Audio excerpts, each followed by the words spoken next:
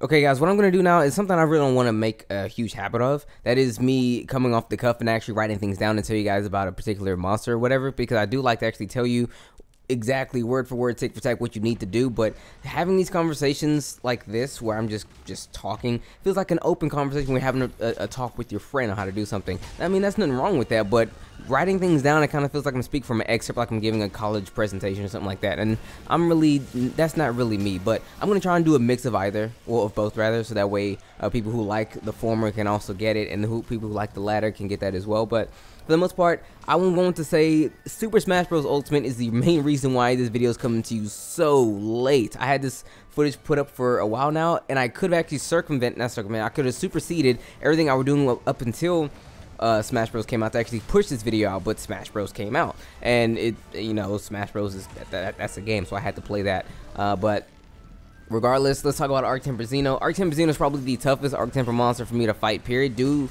mainly in part that the time limit they give you, which is 30 minutes as opposed to 50 in certain cases, to actually defeat this monster, because soloing this monster regular, for me anyway, was close to 30 minutes already. And Arc Tempered monsters, they have lots more health, they do more damage, etc, etc. So it was actually going to be a very tough thing for me to actually complete this quest solo by myself. I was actually able to do it using the skill Fortify, but I'll go into that pretty soon. But firstly, I want to actually talk about Arc Tempered Xeno himself.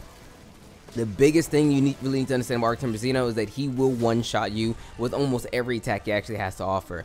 Not just that, he makes the ground lava. So if you're a regular smegular hunter like myself, you're just the guy who just, after about 20 minutes of fighting a monster, you win. Okay, you're not super flash, you're not like super OD. You're like average. I'm average. Okay, I'm average with comprehension skills, so that makes me slightly above average. But but if you're just a regular guy, it might be difficult for you to fight him as well. So you're probably going to actually want to adhere to a couple of skills I'm going to tell you pretty soon. But for the most part, his attacks will one-shot you if given the chance, so really don't try to get hit by anything he has to offer. A lot of the attacks have actually changed properties, due in part that he's Arc Tempered, so certain things like beams or whatever, who would normally hit only once, hit multiple times over, so you actually have to continuously block this attack as opposed to block it once and be able to walk through it, which is usually the case when it comes to beams and things like that, if you have guard up to even block said beam. But honestly, other than those couple of things there, he is very... what's the word? He doesn't have a large pool of abilities, you know what I mean? He has a very small pool of abilities compared to like other monsters, especially when you think about it in the Arc Tempered sense. He has his standard, run at you in charge. He has his beam. He has his shots, like he'll shoot the quick beams out of his mouth. He has the stand up, shoot the beam on the floor. He has the what I call like the push up, where he like presses his arms down to the ground and the explosion comes up. He does that after like forcing his body to the ground. He can do that when he's already on the ground doing like a quick one, and he can slam his tail down. And I swear to you, that's every single attack he even does. Okay, very, very, very small pool. So once you understand the way in which all these attacks even function, it's really not too hard, but you have to still play a very perfect game when you come to fight him, because one wrong move can actually spell your demise. So again, like most, if you guys have already fought Xeno, his arms, his feet, his tail, and his head are his weak spots. Basically, any parts on his body that really glows. Another thing to really look forward to is when he's actually enraged and he's flamed up, aim for his chest. If you aim for his chest and do enough damage to it, he will fall over almost like for free. So for those of you who are actually fairly decent at actually pinpointing certain attacks, for using insect glaive or like you're gunning or whatever, aim for his chest, because you'll actually do a decent amount of damage to him and also get him to fall over, allowing you to do even more damage. So with all that being said, with his attacks outline and his main spots and everything looked at, let's take a look at a set that I actually use to actually combat him. I'm not going to quite say that it's an anti-Xeno set, in which I usually make an anti-Arc Tempered monster set or whatever. I will say this set I've used to fight him with good results. It's not quite completely anti, because I feel like there's a lot of things in this particular set I'm actually missing out on, but for the most part, I kind of feel like it will work for most players. Maybe not the exact skills tick for tack, I am a Lancer, but you can kind of get an understanding of the skills that's actually on this set, and you can actually use it for your own particular set, so that way you yourself can modify it and do whatever you please with it. But without further ado, let's look at my set real quick. So starting at the top, we're looking at Tremor Resistance 3, Health Boost 3, Guard 3, Stun Resistance 2, that's Smoke Expert 1, Heat Guard 1, Thunder Resistance 1, Critical Boost 1, Part Breaker 1, Fortify 1, and Protective Polish 1, because the last two, there's only one level to each. But regardless, the thing is, the majority of these skills are just honestly just here just to be here. The only skills I actually really use to really fight Arc-Tempered Xeno is Tremor Resistance, Health Boost, and Guard. Those are the skill, and Heat Guard. Those are the real skills I really use in this fight, because Tremor Resistance, like whenever he would just do almost anything, he would cause a tremor with, and being caught in a tremor in this game is ridiculous. I can probably guard a roar, but guard and tremors for the most part I couldn't really do, because almost anything would actually give it, so I would always get caught up with what would actually cause one or what wouldn't. Because I'm ground based with the lance, made it a bit more difficult to me, so I told myself that is a skill that I want to have. Facts. Also health boost, because after a while, once your defense gets so high, you don't really feel the real benefit to it. So after a while, you really need to actually have about 500 defense and 200 health to really start surviving a lot of attacks. Like, you probably won't get one shot as often, but you'll be left with just a little bit of health with that extra 50 points to your health. Also guard, because I'm a lancing kind of guy and everything. Stun Resistance 2 was part of the armor, the Kov Taroth beta. Chest piece gives you 2 for free. I really only need it so that way I can actually have something to put Fortify in while also working around other decorations. But Fortify and Protective Polish, there are also 2 skills that's laying in the cut, because Fortify, in case you do cart, you come back with additional attack and defense buffs. I think 15% to defense and 10% to attack for each time you cart, and it's actually stackable, so you'll end up with 30% higher defense and 20% more attack. It's really good for when you want to solo hard monster like Arc-Tempered Xeno. Also Protective Polish, because the Devil Joe Devil Joe lance that I'm using, it has really low blue sharpness, but it's the lance I really have to use because it has really good attack. On top of using these skills right here, in order to augment my attack even further, I carried with me Might Pills, Mega Demon Drug, Might Seeds, and Demon Powder. Just using all of them to increase my attack as often as possible, because you need to put as much damage on this monster as you possibly can. So this set is just a set that I really use to fight him for me, but for you, you might come up with a different thing. But I think 2 skills they really need to stay for sure is probably something along the lines of Heat Guard and maybe Health Boost. Tremor Resistance, depending on what you're actually using in terms of your weapon, it might not really help or not help at all, but I really feel like Health Boost and Heat Guard are the 2 skills you're really going to want to need for the majority of your sets.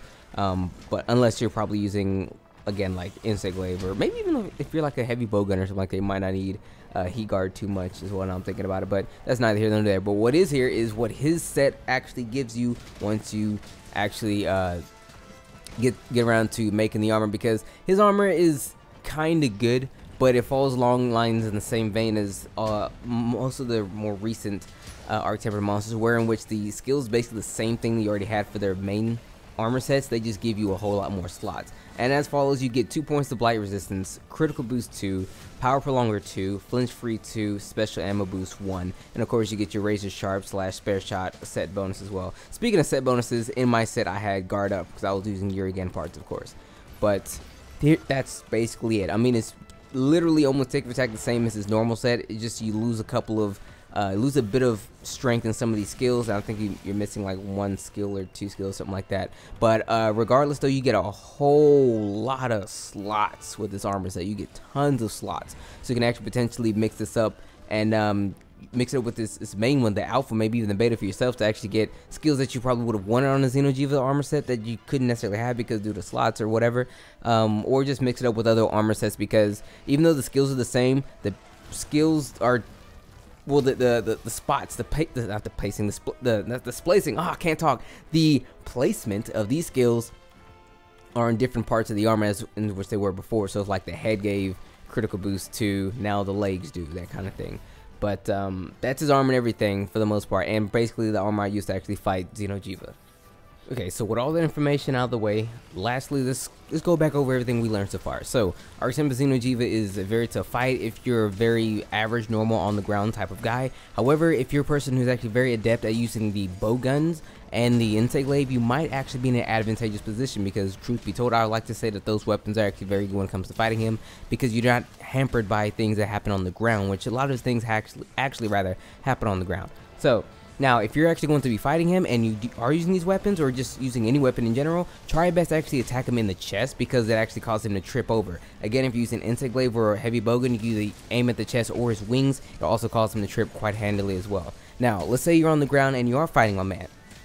When he pushes up, when he does his little push up on the ground and causes 3 explosions to come out, the thing is they cascade. It's like one explosion, pause for a second, another explosion that actually goes further out, and then another explosion afterwards that goes further out as well. What you can do handily if you actually time it correctly is you can actually roll out of the way of the first explosion, like a roll away from his body, and then once you get clear of that, roll back into his body because you only need to worry about the one explosion, and then after that he's free for you to attack again. Now there's another time where he will do this, where he will do the explosion with like just one hand, so you really have to look at what he's doing on the ground. So if he does explosion with one hand, he'll only do one explosion and it'll still be the same kind of situation.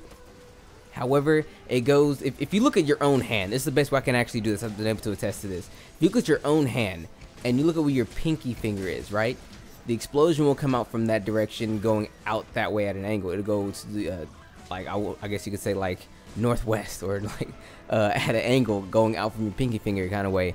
That's if you're looking at your left hand. Same goes to the right hand as well. It goes outwards at an angle. That's when he'll do the explosion with just the one hand. So if you're actually at the base of his hand, around the back or or close to the inside, like to where your thumb is, you're in good hands. You'll be out of the range of those random attacks like that. So with that being said, that's pretty much everything I have for you guys when it comes to Arctempa Xeno'jiva. I mean, he's a pretty tough fight, but if you remember fighting Xeno'jiva as is, he isn't a huge... It's not a whole lot different, you really need to understand. Except one big thing. This is the biggest thing, actually. Do you remember when you fight him normally, where he'll do his laser beam at the ground and he'll fall into the ground? He will only do that when he is very close to death. He will only fall into the ground when he's very close to death. So when you see him do that, hang tight, because victory is literally seconds away. No more than 2 minutes left after that. After you see him do that, you will probably win. So hang tough when you actually go to fight my man when he does that. However, when he does get stuck on the ground like that, he is easy pickings. So beat his head in. But with that being said, everyone, it's been your boy Dak908, aka the Dig Dug himself. Thanks so much for watching this video. And if it helped you at all, if you walked in and was like, I need a slight edge to beat this monster, and this video helped you at all, I hope it did. And I will see you all on the next video. Oh, and real quick, by the way, another bit of a shill. If you care, links in the description for all my social media things, Patreon, Twitter, Twitch, the whole nine. But regardless, it's been your boy. Take care.